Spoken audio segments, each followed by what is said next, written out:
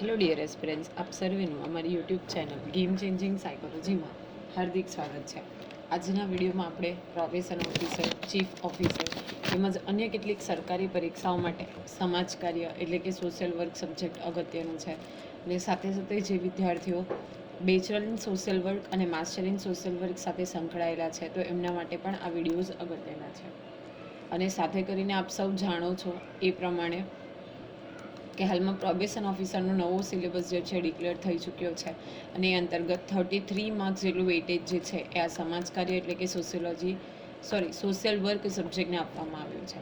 અને એ અંતર્ગત આપણે વાત કરી રહ્યા છે સમાજ કાર્યના વિકાસના ઇતિહાસની. એમાં ઇંગ્લેન્ડ, અમેરિકા અને ભારતના પરિપ્રેક્ષ્યમાં સમાજ કાર્યનો વિકાસ કઈ રીતે થાય છે, કયા કયા નિયમો બનાવવામાં આવે છે, તો એની વિસ્તૃત ચર્ચા આપણે કરી રહ્યા છે. તો તમને અગાઉના વિડીયો જો તમે જોયા ન હોય તો પ્લેલિસ્ટમાં જઈને વિડીયો પણ ચેક કરી લેશો, જેથી કરીને તમને હેલ્પફુલ થાય. હવે આપ સૌ જાણો છો એ પ્રમાણે અગાઉના વિડીયોમાં આપણે એલિઝાબેથન પુઅર લો વિશે ડિટેલમાં અભ્યાસ કરી હતી. એમાં જે લોકો છે એને 3 ભાગમાં કેટેગરાઇઝ કરવામાં આવ્યા હતા કે નિર્ધન, જે સ્વાસ્થ્ય સારું છે તેમનું એ લોકો, બીજું કે જે લાચાર લોકો છે એ, જે કામ નથી કરી શકતા એ, અને થર્ડ જે ડિવાઇડેડ કેટેગરી હતી એ હતી પરાવલંબિત બાળકો, એટલે કે જે બાળકો બીજા ઉપર આધાર રાખે છે એ લોકોને કેવી રીતે ટ્રીટ કરવા, શા માટે એ જે લો છે એની આલોચના કરવામાં આવી હતી. તો એ વિશેની ડિટેલ ચર્ચા આપણે ગઈકાલના વિડીયોમાં કરી હતી. હવે આજે ફરીથી એક નવા લોની વાત કરવાના છીએ, જે બેઝિકલી છે ચેરિટી ઓર્ગેનાઇઝેશન સોસાયટી, જે ફોર્મ થાય છે 1869ની અંદર. 1834માં પુઅર લો રિફોર્મલ એ નિર્ધન સહાયતા ઉપર થનાર વ્યયને ઓછો કર્યો અને તેનાથી વધુ ઉપયોગી સહાયતા લોકોને મળે તે માટે વ્યવસ્થા કરી. પણ મિલ માલિક અને ઔદ્યોગિક શ્રમિકો વચ્ચે જે આર્થિક અસમાનતા વધી ગઈ તે આ અધિનિયમ તેનો નાશ કરી શક્યો નહીં. જો અત્યાર સુધી આપણે જોયું હતું કે 1834 સુધી જે પુઅર લોકો હતા એમના હેલ્પ માટે એક અલગ અકાઉન્ટ પણ બનાવવામાં આવ્યું હતું. ઓકે, એક અલગ ખાતાની રચના કરવામાં આવી હતી. પરંતુ બેઝિકલી એ જે ખાતું અને જે સહાય મળતી હતી એની ઉપર ઘણો વ્યય થતો હતો, એટલે કે ઘણા પૈસા એની પાછળ વેડફાતા હતા. તો આ જે વ્યય છે એને ઓછો કરી અને એનાથી વધુ ઉપયોગી જે લોકો છે, ઓકે, એ સહાયતા લોકોને મળે એ માટે વ્યવસ્થા કરવામાં આવે છે. પરંતુ જે મિલ માલિકો છે એ અને ઔદ્યોગિક શ્રમિકો છે એના વચ્ચે શું થાય છે, આર્થિક અસમાનતા વધી જાય છે. અને આ નિયમ જે છે ચેરિટી ઓર્ગેનાઇઝેશન સોસાયટી પુઅર લો રિફોર્મ જે છે એ આ વસ્તુને કંટ્રોલ કરી શકતો નથી. દેશના પરોપકારી વ્યક્તિઓ ભિક્ષાગૃહોમાં થતી ક્રૂરતા અને હિંસામાંથી પોતાના ઓળખીતા વ્યક્તિઓ, બાળકો, અપંગોને બચાવવા માટેના પ્રયાસ કરવા લાગ્યા. તો આપણે ગઈકાલે પણ ઇંગ્લેન્ડના સંદર્ભમાં જોયું હતું કે ધેટ વોઝ કમ્પલસરી ધેટ કે જે કોઈ વ્યક્તિ છે એને ભિક્ષાગૃહમાં અથવા તો સુધારગૃહમાં રહેવું. હવે આજે બેઝિકલી આપણે પરોપકારી વ્યક્તિઓની વાત કરીએ જે બીજા ઉપર ડિપેન્ડેન્ટ છે, તો ઇન દેટ કેસ ભિક્ષાગૃહોમાં એમની ઉપર શું કરવામાં આવતું હતું, લોકો પર તો ક્રૂરતા અને હિંસા જે છે આચરવામાં આવતી. અને આ ક્રૂરતા અને હિંસાનો ભોગ ન બને એટલા માટે એમના જે ઓળખીતા વ્યક્તિઓ હતા, બાળકો હતા, અપંગો હતા, એને બચાવવા બીજા લોકો જે છે એ કામ કરે છે. મીન્સ કે આ જે ભિક્ષાગૃહો છે ત્યાંથી જો કોઈક વ્યક્તિ, ઓકે, એના રિલેટિવ્સ છે યા તો એમને ઓળખે છે તો ત્યાંથી એમને શું કરવા માંડ્યા, બચાવવા માટેનો પ્રયાસ કરવા લાગ્યા. આના કારણે ઘણી બધી દાન સમિતિઓ બનતી ગઈ, પરંતુ તેની સખત આલોચના થવા લાગી. હવે સીધી વસ્તુ છે કે ભિક્ષાગૃહોમાંથી લોકો બહાર આવતા જશે તો એમને મદદ તો કરવી પડશે. તો એના માટે શું કરવામાં આવે છે, ઘણી બધી દાન સમિતિઓની રચના કરવામાં આવે છે. અને સમય જતાં આ જે દાન સમિતિઓ બને છે, ઓકે, તો એનું શું કરવામાં આવે છે, આલોચના કરવામાં આવે છે અને ટીકા કરવામાં આવે છે અને ક્રિટિસાઇઝ કરવામાં આવે છે. કેમ કે તેના પર એવા આક્ષેપ લગાવવામાં આવ્યા કે દાન સમિતિઓ દાનને નષ્ટ કરે છે અને પોતાના દાન અને ઉપહારોથી ભિક્ષાવૃત્તિને પ્રોત્સાહન આપે છે અને વ્યક્તિને પરાવલંબી બનાવે છે. હવે બેઝિકલી આ જે દાન સમિતિઓ બને છે એની ઉપર શું થાય છે, આક્ષેપો લાગવાનું ચાલુ થાય છે. અને એમની ઉપર એવા આક્ષેપો લાગે છે કે જે દાન સમિતિઓ છે એ જે દાન પેટે જે રકમ કલેક્ટ થઈ છે એને એક તો નષ્ટ કરે છે, એટલે કે મિસયુઝ કરે છે, એનો નાશ કરી દે છે.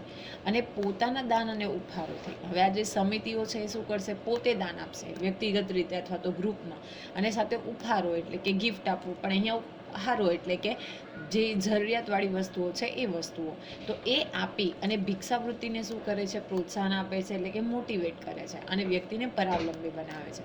ઇન શોર્ટ કહેવાનો મતલબ એ છે કે આ દાન સમિતિ ઉપર એવા આક્ષેપ લાગે છે કે આ સમિતિ લોકોને પગભર બનાવતી નથી, સેલ્ફ રિલિયન્ટ નથી બનાવતી, રાધર ધેન એ લોકોને બધી વસ્તુઓ હાથમાં મળી જાય છે, એમને એ રીતે હેલ્પ કરે છે અને એટલા માટે વ્યક્તિ કેવા બની જાય છે, પરાવલંબી બની જાય છે. તો આ પ્રકારની આલોચના જે છે એ બેઝિકલી દાન સમિતિઓ માટે કરવામાં આવી.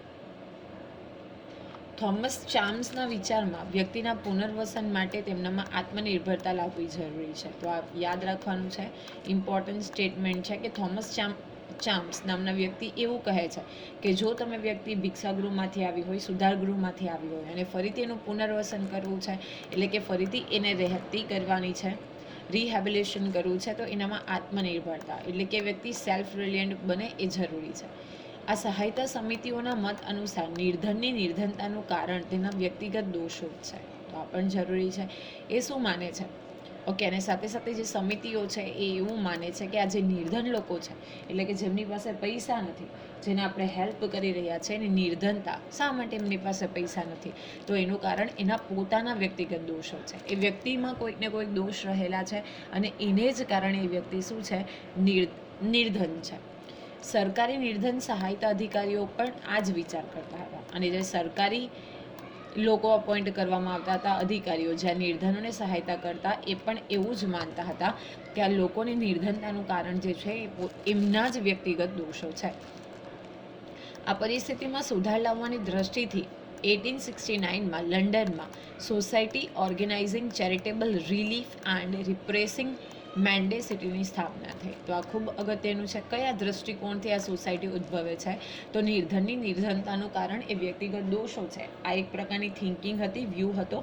તો એ દ્રષ્ટિથી સુધાર લાવવા માટે એમની જે વ્યક્તિગત દોષો છે એમાં સુધાર લાવી શકાય, એ નિર્ધનને ધનવાળી વ્યક્તિ બની શકાય, કેપેબલ બનાવી શકાય, એટલા માટે લંડનમાં 1869ના વર્ષમાં society organising charitable relief and repressing mendicity નામની જે એક સંસ્થા છે એ સંસ્થાનું સ્થાપના થાય છે, જેનું નામ થોડા સમય પછી ચેરિટેબલ ઓર્ગેનાઇઝેશન સોસાયટી COS કરી દેવામાં આવ્યું. તો બંને ક્વેશ્ચન અગત્યના છે એક્ઝામના પર્સપેક્ટિવથી કે આ society organising charitable relief and repressing mendicity નું નામ જે છે પહેલાં જ્યારે બન્યું 1869માં ત્યારે એ નામથી શરૂ થઈ હતી, પરંતુ ફરી બાદમાં થોડા સમય પછી એનું નામ જે થાય છે COS કરવામાં આવે છે, ચેરિટેબલ ઓર્ગેનાઇઝેશન સોસાયટી. હવે આ જે સોસાયટી એસ્ટાબ્લિશ થાય છે એના સિદ્ધાંતો પર થોમસ ચામ્સના સિદ્ધાંતથી નિર્દેશિત થયા છે. તો આ સોસાયટી પણ એવું જ માનતી જેમ થોમસ ચામ્સ માનતા હતા કે વ્યક્તિના પુનર્વસન માટે એમનામાં શું લાવવું પડશે? આત્મનિર્ભરતા કેળવવી પડશે. આ સોસાયટીએ ચામ્સના વિચારોને માની લીધા કે વ્યક્તિ પોતાની નિર્ધનતા માટે જવાબદાર છે અને સહાયતા પ્રાપ્ત કરવી એ તેના આત્મસન્માનને નષ્ટ કરે છે અને તેને ભિક્ષા પર રહેવા વિવશ કરી દે છે. પ્લસ એ એક એવું સ્ટેટમેન્ટ આપે છે, એવું માને છે, વિચારોને સ્વીકારે છે કે જો વ્યક્તિ, એક તો પહેલાં આપણે જોયું કે વ્યક્તિ પોતે જ પોતાની રીતે નિર્ધનતા માટે જવાબદાર છે અને જો એ વ્યક્તિ સહાયતા પ્રાપ્ત કરશે, બીજું કોઈ વ્યક્તિને સહાય કરશે, તો ઇન દેટ કેસ એના શું થશે? જે આત્મસન્માન છે, ઓકે, તો એને નષ્ટ કરી દેશે અને એ ભિક્ષા ઉપર રહેવા માટે વિવશ કરી દેશે. ઇન શોર્ટ કે વ્યક્તિઓને પ્રોત્સાહન મળી જશે, એનામાં જે સેલ્ફ રિસ્પેક્ટ નામની વસ્તુ છે એ જતી રહેશે અને લોકો શું કરશે? ભિક્ષા ઉપર રહેવા માટે વિવશ બનશે, એટલે કે હંમેશા ભિક્ષાને પ્રોત્સાહન મળશે, એ લોકો કોઈ કામ કરશે નહીં, એવું આ સોસાયટી જે છે એ માને છે. આ સોસાયટીએ ચામ્સના વિચારોને અનુસંધાને એ પણ માન્યું કે નિર્ધન લોકોએ પોતાનું ભરણ પોષણની પોતાની સંપૂર્ણ યોગ્યતાને પ્રયોગ કરીને કરવું જોઈએ. અને પ્લસ આ સોસાયટી એવું માને છે કે જે કોઈ નિર્ધન લોકો હતા એણે એનું પોતાનું ભરણ પોષણ જે છે એ પોતાની સંપૂર્ણતાનો યોગ્ય ઉપયોગ કરીને, ઓકે, એની પાસે જે કોઈ એબિલિટી છે એનો ઉપયોગ કરીને જાતે એમણે શું કરવું જોઈએ? પૈસા કમાવા જોઈએ. આ સોસાયટી દ્વારા એક પૂછતાછ વિભાગ ખોલાયો. આ જે સોસાયટી છે COS ચેરિટેબલ ઓર્ગેનાઇઝેશન સોસાયટી, એ એક શું કરે છે? ઇન્ક્વાયરી ડિપાર્ટમેન્ટ ખોલે છે. તો એમાં કઈ કઈ વસ્તુની ઇન્ક્વાયરી કરવામાં આવી? તો જેમાં પુઅર લો અધિકારીઓ, ચેરિટી સોસાયટી અને વ્યક્તિગત પરોપકારી મનુષ્યો પાસેથી સહાયતા માંગવાવાળા લોકોની સૂચનાઓ મેળવવામાં આવી. ઓકે, આ જે પુઅર લો અધિકારીઓ હતા, જેમ આપણે અહીંયા જોયું એ પ્રમાણે કે સરકારી નિર્ધન સહાયતા અધિકારીઓ, ચેરિટી સોસાયટી જે હતી, વ્યક્તિગત પરોપકારી પુરુષો, એટલે કે જે વ્યક્તિગત દાન કરતા હોય એવા લોકો પાસે એવી ડિટેલ મંગાવવામાં આવી કે એમની પાસે કેટલા લોકો જે છે સહાય માંગે છે, અથવા તો એઓ કેટલા લોકોને સહાય કરી રહ્યા છે. આ પ્રકારે એવા ઘણા વ્યક્તિઓ મળ્યા જેઓને ભિક્ષાવૃત્તિને એક વ્યવસાયના રૂપમાં ધારણ કરી લીધો હતો અને ઘણી સહાયતા સંસ્થાઓ પાસેથી સહાયતા પણ પ્રાપ્ત કરતા હતા.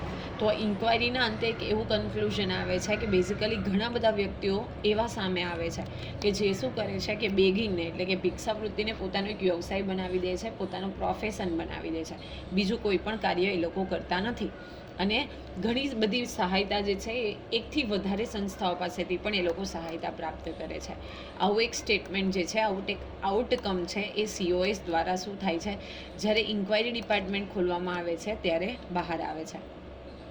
આ સોસાયટીએ નગરોને ખૂબ જ નાના નાના જનજૂથોમાં વિભાજિત કર્યા. હવે અગાઉ આપણે જોયું હતું કે જે નગરો હતા, જે સમુદાય હતા, એમને એ નિર્ધનોની જવાબદારી આપવામાં હતી. તો આ સોસાયટી જે છે COS એ શું કરે છે કે નગરોને નાના નાના જૂથોમાં વિભાજિત કરે છે. પ્રત્યેક જનજૂથમાં સહાયતા કાર્ય માટે નાગરિકોનો સમૂહ બનાવવામાં આવ્યો અને જે જનજૂથ નક્કી કર્યું, માનો કે આ 1, 2, 3 વોટેવર, તો આ એક જૂથ છે, આ બીજું જૂથ છે, આ ત્રીજું જૂથ છે, આ ચોથું જૂથ છે, આપણે માની લઈએ છીએ. તો આ દરેક જૂથમાં શું કરવામાં આવે છે, એક નાગરિકનું, માને કે આ એક ગ્રુપ છે તો એના માટે એક નાગરિકોનું ગ્રુપ, એટલે કે એક સમૂહ બનાવવામાં આવ્યો જે સ્વયંસેવકોના રૂપમાં કાર્ય કરવા લાગ્યા. ઓકે, અને આમાંથી અમુક લોકોની એક ગ્રુપ બનાવવામાં આવી છે જે શું કરે છે, સ્વયંસેવક તરીકે, વોલેન્ટિયર તરીકે વર્ક કરે છે. આ સ્વયંસેવકો પરિવારમાં જઈને ધન, વસ્ત્ર, ખાદ્ય સામગ્રી વગેરે જેવી સહાયતા આપવા લાગ્યા અને સમયાંતરે પરિવારની જીવન ધારાને બદલવાના પ્રયાસો કરવા લાગ્યા. ઓકે, આ જે રિપ્રેઝેન્ટેટિવ્સ હતા એ લોકો શું કરે છે કે જે તે પરિવારમાં જઈને ધન, વસ્ત્ર, ખાદ્ય સામગ્રી, જે કોઈ વસ્તુની રિક્વાયરમેન્ટ છે એ પરિવારમાં જઈને, એટલે કે ઘરે ઘરે જઈને એમની મદદ કરે છે. અને સાથે સાથે એક એમ એવો હતો કે પરિવારની જે જીવનધારા છે, એટલે કે લિવિંગ સ્ટેન્ડર્ડ છે, એને પણ ચેન્જ કરવામાં આવે.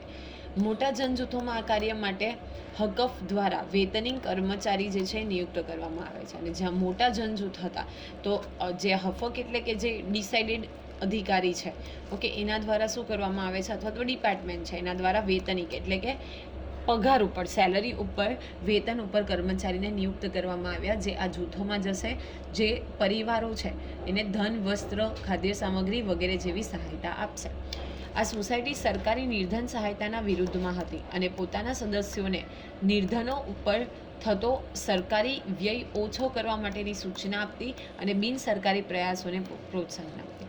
તો જે સોસાયટી COS છે એ શું કરતી હતી, તો સરકાર જે નિર્ધનોને સહાયતા કરતી હતી એની ઓપોઝમાં હતી, એની વિરોધમાં હતી. એટલા માટે જે એમણે સદસ્યો બનાવ્યા હતા એને શું કહેતી કે જે સરકાર એમની પાછળ જે ખર્ચો કરે છે, એ વ્યય કરે છે, એને ઓછો કરવો અને બિનસરકારી પ્રયત્નો, એટલે કે કોઈ NGOs છે, કોઈ વ્યક્તિગત રીતે દાન કરે છે તો એને પ્રોત્સાહન આપવું, જેથી કરીને સંભાવ જે સરકારનો ખર્ચો છે એ કંટ્રોલમાં લાવી શકાય. 1869માં સ્થાપિત લંડન ચેરિટી ઓર્ગેનાઇઝેશન સોસાયટીની જેમ ઇંગ્લેન્ડ અને સ્કોટલેન્ડના અન્ય શહેરોમાં પણ તેવી સમિતિઓ બનાવવામાં આવી. 9 વર્ષ બાદ આ આંદોલન અમેરિકામાં પણ ફેલાઈ ગયું. જો સૌથી પહેલાં બેઝિકલી આપણે જોઈએ તો ઇંગ્લેન્ડમાં જે 1869 જે છે એમાં આ લંડન ચેરિટી ઓર્ગેનાઇઝેશન સોસાયટીની સ્થાપના કરવામાં આવી હતી. અને ઇંગ્લેન્ડમાં તો એમણે શું કર્યું છે કે સમિતિઓ બનાવી જ, સાથે સાથે સ્કોટલેન્ડના પણ જે અન્ય શહેરો છે ત્યાં પોતાની સમિતિ બનાવી. આ વ્યવસ્થાને જોઈને 9 years પછી, એટલે કે ઇન ધ યર ઓફ 1869 પછી 9 વર્ષ પછી આ વસ્તુ ઓબ્ઝર્વ કરે છે અમેરિકા, અને ત્યાર પછીના 9 વર્ષમાં, એટલે કે near about in the year of 1878 આ જે આંદોલન છે, એટલે કે આવી જે વર્ક કરવામાં આવે છે એ ક્યાં ચાલુ થાય છે, અમેરિકામાં પણ થાય છે. આ પ્રયાસોને ચાલતા ધ સેટલમેન્ટ હાઉસ આંદોલન, જેમાં મોટા મોટા વિશ્વવિદ્યાલયોના વિદ્યાર્થી ઝૂંપડપટ્ટીમાં જઈને ત્યાં રહેવા લાગ્યા, અને મહત્વપૂર્ણ કાર્ય એ હતું કે નિર્ધન સહાયતા કાર્યને પ્રભાવિત કર્યું. તો આજે વર્ક કરવામાં આવ્યું, ધ સેટલમેન્ટ હાઉસ આંદોલન નામનું એક આંદોલન જે છે એ ચાલુ થાય છે, જ્યાં લોકોને શું કરવામાં આવે છે, સેટલમેન્ટ. તો એમાં મોટા મોટા જે વિશ્વવિદ્યાલયો છે, એટલે કે બેઝિકલી યુનિવર્સિટીઝ છે, તો એના વિદ્યાર્થીઓ પણ જોડાય છે, ઝૂંપડપટ્ટીમાં જઈને ત્યાં રહેવા લાગ્યા. ઓકે, અને વિદ્યાર્થીઓ પણ ઝૂંપડપટ્ટીમાં ત્યાં જઈને રહે છે અને નિર્ધન સહાયતાના કાર્યને શું કરે છે, પ્રભાવિત કરે છે, મોટિવેટ કરે છે. આ પ્રકારે સમાજના અનુસંધાનો સર્વેક્ષણ કરીને નિર્ધનતાના સ્વરૂપ અને કારણો જાણી નિર્ધન સહાયતા કાર્યને પ્રભાવિત કરવા માટેના પ્રયાસ કરવામાં આવ્યા. ઓકે, ચોક્કસ શું કરવામાં આવે છે? એક ઓબ્ઝર્વેશન કરવામાં આવે છે, સર્વેક્ષણ કરવામાં આવે છે, ડેટા હેન્ડલિંગ કરીને એનું વિશ્લેષણ કરવામાં આવે છે કે કયા પ્રકારની નિર્ધનતા છે અને એના પાછળ કયા કારણો જવાબદાર છે. અને એ જાણીને આ નિર્ધન લોકો છે એના માટે જ એક સહાયતાનું કાર્ય કરવામાં આવતું હતું એને શું કરવામાં આવે છે? પ્રભાવિત કરવાના પ્રયત્ન કરવામાં આવ્યા છે. નેક્સ્ટ છે the poor law commission in the year of 1905. તો આ પણ કમિશનનું નામ તમારે યાદ રાખવાનું છે, મેચિંગના ફોર્મમાં પૂછાઈ શકે. 20મી સદીના આરંભમાં ઇંગ્લેન્ડમાં બેરોજગારી ખૂબ વધી ગઈ હતી. મુખ્ય રૂપથી કોલસાની ખાણોમાં કામ કરવાવાળા શ્રમિકો અને તેના પરિવારોએ નિર્ધન સહાયતા માંગવાનો આરંભ કરી દીધો. તો જ્યારે આપણે 20th century, beginning of 20th century વાત કરીએ તો ઇંગ્લેન્ડમાં બેરોજગારી જે છે ખૂબ વધી ગઈ હતી. ઓકે, એટલે કે અનએમ્પ્લોયમેન્ટ ખૂબ વધી ગયું હતું. અને સ્પેશિયલી જે લોકો કોલસાની ખાણોમાં કામ કરતા હતા, ઓકે, એટલે કે કોલ ઓરમાં કામ કરતા હતા, એના શ્રમિકો અને તેમના પરિવાર જે છે એ શું કરે છે કે પોતે નિર્ધન છે અને એવું કહીને સહાયતા માંગવાનો આરંભ કરે છે. આ પ્રકારની સમસ્યાનું સમાધાન વર્તમાન નિર્ધન કાનૂન દ્વારા કરવું અઘરું થઈ પડ્યું. એ ટાઈમે જે નિર્ધન કાનૂન ચાલતું હતું, એટલે કે જે લો બનાવાયા હતા, કાયદા બનાવાયા હતા નિર્ધનોની મદદ કરવા માટે, એનાથી આ કામ, એટલે કે આ જે સિચ્યુએશન ક્રિએટ થાય છે એને હેન્ડલ કરવું ખૂબ અઘરું થઈ જાય છે. આ સમસ્યાના સમાધાન માટે Royal Commission of the poor Law and Relief of Distress આયોગની રચના કરવામાં આવી. તો ખૂબ અગત્યનું છે કે આજે આવી પડેલી સિચ્યુએશન હતી in the beginning of the 20th century in England, એક Royal Commission for the poor Law and Relief of Distress આયોગની રચના કરવામાં આવે છે. ઓકે, કમિટીની રચના કરવામાં આવે છે જેનું નામ હોય છે the Royal Commission of the poor Law and Relief of Distress. આ આયોગ દ્વારા 4 ભલામણો કરવામાં આવી, જે કયા પ્રમાણે છે એની આપણે ડિસ્કશન કરીએ. તો પુઅર લો યુનિયન અને સંરક્ષણોના મંડળના સ્થાન પર કાઉન્ટી કાઉન્સિલ સ્થાપિત કરી દેવામાં આવી, જેનાથી સ્થાનિક સહાયતા પ્રશાસને 3/4 ભાગ જેટલું કામ ઓછું કરી દીધું. શું કરવામાં આવે છે કે પુઅર જે લો યુનિયન અને જે મંડળો હતા, સંરક્ષણ મંડળો, એના સ્થાન ઉપર કાઉન્ટી કાઉન્સિલ, એટલે કે એક વ્યક્તિ, કાઉન્સિલ, ગ્રુપ ઓફ મેમ્બર, અને એના એક હેડ બનાવવામાં આવે છે. અને એનાથી શું થાય છે, જે સ્થાનિક સહાયતા પ્રશાસન હતું, એટલે કે જે લોકલ કમ્યુનિટી અથવા તો લોકલ લેવલ ઉપર જે હેલ્પ કરતું પ્રશાસન હતું, એટલે કે તંત્ર હતું, એનું 3/4 ભાગ જેટલું કામ ઓછું કરી દીધું. ઓકે, એટલે કે 3/4 ભાગ જેટલું કામ બેઝિકલી ઓછું થઈ જાય છે. કોનાથી? તો આ બેઝિકલી કાઉન્ટી કાઉન્સિલ દ્વારા. નિર્ધન સહાયતા દંડાત્મક પક્ષને સમાપ્ત કરી અને તેના ઉપર માનવીય જન સહાયતા કાર્યક્રમનો દૃષ્ટિકોણ રાખવામાં આવ્યો. ઓકે, નિર્ધન સહાયતા દંડાત્મક જે પક્ષ હતો તો એને શું કરી દેવામાં આવે છે? પૂરું કરી દેવામાં આવે છે, એટલે કે એનું એક્ઝિસ્ટન્સ સમાપ્ત કરી દેવામાં આવે છે અને ઉપર માનવીય જન સહાયતા કાર્યક્રમનો દૃષ્ટિકોણ. ઓકે, એટલે કે કોઈ દંડની રીતે હેલ્પ કરવું કે કોઈક બીજી નજરે હેલ્પ કરવું યા એમની સાથે ક્રુઅલ્ટી બિહેવ કરવી, એવું નથી. અહીંયા માનવીય જન સહાયતા કાર્યક્રમનો દૃષ્ટિકોણ રાખવામાં આવે છે, એટલે કે માનવને સહાયતા કરવાનો દૃષ્ટિકોણ રાખવામાં આવ્યો. મિશ્રિત ભિક્ષાગૃહોને સમાપ્ત કરી દેવામાં આવ્યા. માનસિક રોગીઓને ચિકિત્સાલયોમાં ઉપચાર માટે મોકલવામાં આવ્યા અને બાળકોને પાલનગૃહ અથવા તો આવાસી વિદ્યાલયોમાં રાખવામાં આવ્યા. ઓકે, જે મિશ્રિત ભિક્ષાગૃહ હતા, જેમાં બધા પ્રકારના લોકોને એકસાથે રાખવામાં આવતા હતા, એ સમાપ્ત કરી દેવામાં આવે છે. એની જગ્યા પર જે માનસિક રોગી હતા, એટલે કે મેન્ટલ ડિસીઝ સફર કરતા હતા, એમને ચિકિત્સાલયોમાં ઉપચાર માટે, એટલે કે જે હોસ્પિટલ્સ છે, મેન્ટલ હોસ્પિટલ્સ, ત્યાં મોકલવામાં આવે છે.